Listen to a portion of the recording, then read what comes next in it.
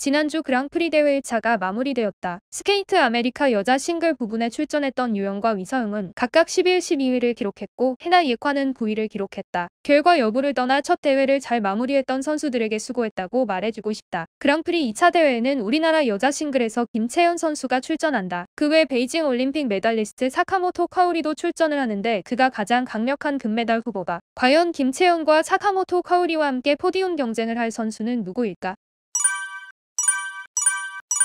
사카모토 카오리 다음으로 포디움 입성이 가장 유력한 김채연은 이번 스케이트 캐나다를 통해 첫 시니어 그랑프리 메달 획득에 도전을 나선다. 시즌 첫 대회 CS 룸바르디아 트로피에 출전하여 3위를 기록했던 김채연은 이혜인 유영과 함께 CS 온드레이 데펠라 메모리얼에 출전하였다. 첫 대회를 일찍 시작했던 김채연은 몸이 매우 가벼웠었다. 1그룹 두 번째로 출전하여 첫 점프인 더블 악셀과 트리플 랍츠, 트리플 토르 콤비네이션 점프를 깔끔하게 랜딩하였다. 마지막 점프인 트리플 플립의 어텐션 판정을 받았다. 그러나 그 외 스핀 요소에서 레벨 4를 받았고 1그룹에 출전하였음에도 불구하고 기술점 38.04점, 구성점 30.38점, 감점 1점으로 총 67.42점 쇼트 1위를 기록했다. 프리에서 실수가 좀 있었다. 전반부 점프인 더블 악셀, 트리플 러치, 트리플 토룩, 트리플 룩, 트리플 살코 등 점프를 깔끔하게 뛰었다. 그러나 프로그램 중반부에 있던 트리플 플립, 더블 토룩, 더블 룹에서 트리플 플립에서 어텐션, 그리고 트리플 플립과 더블 룹에서 회전수 부족을 받으며 점수 감점이 있었다. 단독 점프인 트리플 플립에서도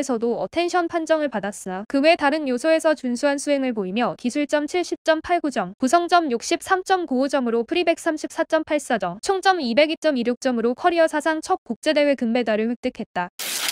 첫 시니어 그랑프리 대회 메달을 노리는 김채연에게 가장 중요한 것은 트리플 플립 어텐션주의다. 김채연은 몇 번 말했지만 컨시 퀸으로 안정적인 경기 운영을 보였다. 그런데 올해 트리플 플립 어텐션을 좀 받았고 성공률이 높은 점프에서 다소 실수가 나오고 있다. 또 최근에 펼쳐졌던 유스올림픽 선발전에서도 큰 실수를 하며 올림픽 출전권 획득에 실패하였다. 이런 부분이 아마 큰 변수가 되지 않을까 싶다. 체형 변화를 겪고 있는 김채연은 작년과 올해 체형이 눈에 띄게 달라졌다. 추측이지만 그런 부분 때문에 예상치 못한 부분에서 실수가 나오는 듯하다. 컨시 퀸이지만 트리플 플립이나 다른 점프 요소에서 회전수 부족이 나지 않게 집중력 있게 경기 운영을 하기를 바란다. 첫 시니어 그랑프리 메달을 노리는 김채연이 자신을 믿고 자신감 넘치는 경기를 펼치기를 바란다.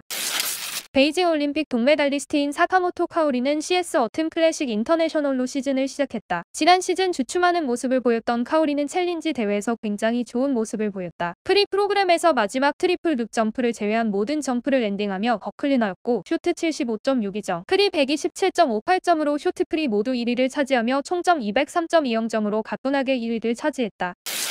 깔끔한 프로토콜이다. 사실 사카모토 카오리는 강력한 우승 후보이기에 다소 부담스러울 수 있다. 그러나 사카모토 카오리라고 실수를 안 하는 것이 아니다. 커리어 정점을 찍었던 베이징 올림픽 이후 출전한 국제대회에서 쿼터 판정이나 언더 판정을 받는 것을 자주 확인할 수 있다. 특히 이번 시즌 첫 출전했던 어텀에서 쿼터 언더 판정을 받은 것을 쉽게 확인할 수 있다. 그렇기에 이번 대회에서도 그런 실수가 나올 가능성도 많다. 이번에도 점프에서 실수가 나온다면 팀 트로피처럼 순위가 밀리게 되는 경우가 나올 수도 있다. 물론 카오리가 엄청난 실수를 하지 않는 한 불가능한 얘기지만 아무리 카오리더라도 금메달 획득을 위해서는 깔끔한 경기 운영이 필요하다.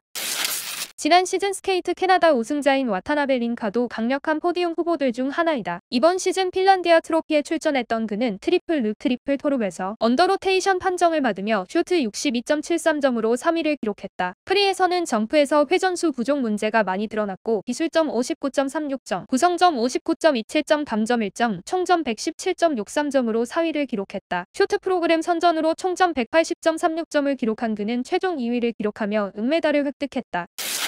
포디움 입성을 위한 프로그램 클린이다. 지난 시즌 스케이트 캐나다 우승자이지만 카오리의 출전으로 우승보다는 현실적으로 포디움 입성을 더 노릴 것이다. 워낙 선수층이 두꺼운 일본 여자 싱글에서 뒤늦게 빛을 본 편인 와타나베 린카는 지난 시즌 눈에 띄는 성과를 보였다. 커리어 사상 첫 시니어 그랑프리 금메달을 획득했고 그랑프리 파이널도 진출해 최종 4위를 기록했다. 그리고 4대륙 선수권 대회에 출전하여 200점을 넘기며 최종 5위를 기록했다. 국제대회에서 나름 굵직한 성과를 냈다. 국제대회에서 심판들에게 좋은 인상을 남기기 위해서는 포디움 입성은 그에게 필수이다. 과연 지난 대회 우승자인 그가 이번에 포디움을 지킬 수 있을지 궁금하다.